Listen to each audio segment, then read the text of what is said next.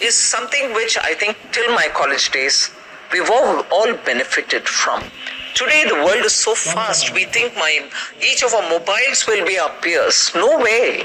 Yeah. Peers are those who will be able to sit with you and put you the context in which you'll have to search for what is missing in you. Those kind of interactions are now becoming very few and far between. That's a second. And a third, it is true you quoted the ITIs. ITIs unfortunately are with the state governments. Many state governments in the last 30-40 years have stopped investing in them. Why do you need to invest in them? Upgrade the tools. Bring in newer tools with which you'll train the young person.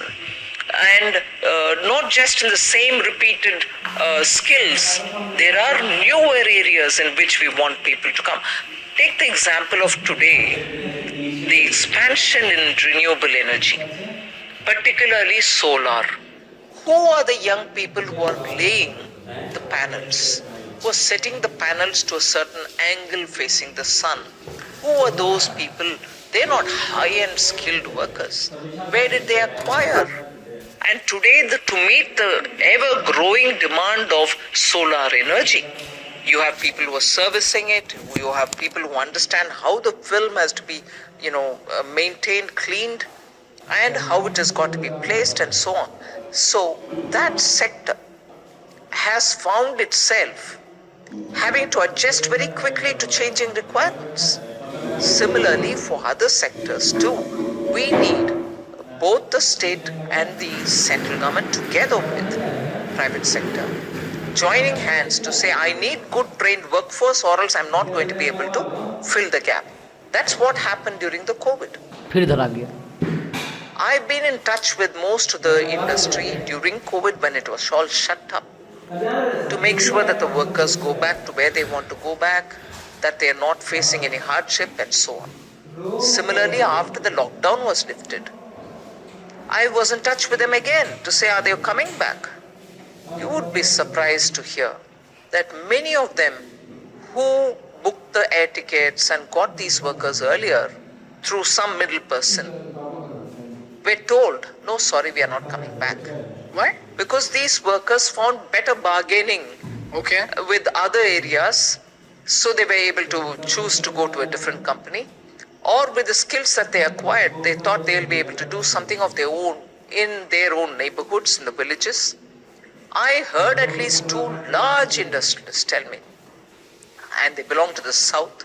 They said, I'm not getting the same people who I had trained over the last several years. I'm going to have to invest to get newer fellows and train them. But, now I've realized that how much ever you do, it might be better off for you to get local fellows and train them.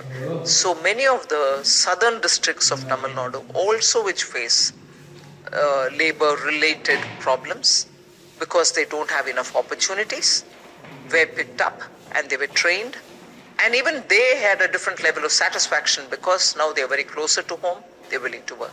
So such a reset in the labor market is happening post-COVID. So ma'am, you're saying that the center and the state need to again coordinate on this and make sure that there's an industry academic connect such that the demand and supply both are matched, right? And the one question that I had, and which had worked initially very well, and probably continues to work in the domain of startups, where we brought in these startups to join hands with the hubs which were set up in IIT like places, Indian Institute of Sciences like places.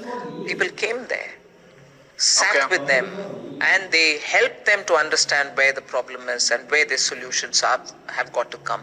And it has become a big catalytic center, these hubs. Ma'am, the one question that I had, and this is purely out of curiosity, is that why don't we just put a restriction on the number of engineering colleges that are opening up?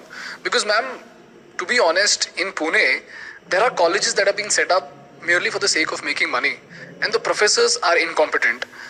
They are just great with marketing, and these students and parents who come from far away villages, they come to these colleges, and then there is a sales team which convinces them and sells them dreams that, we'll be able to get you a 4.5 lakh package, we'll be able to get you a 6.5 lakh package, and eventually after 4 years, after taking education loan also, these people are not able to find jobs. And this points towards a larger problem also, because today if we say that, we have 1.3 million engineers coming out, to a foreign investor, this seems like a gold mine.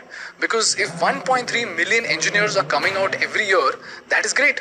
Plus our labor costs are low.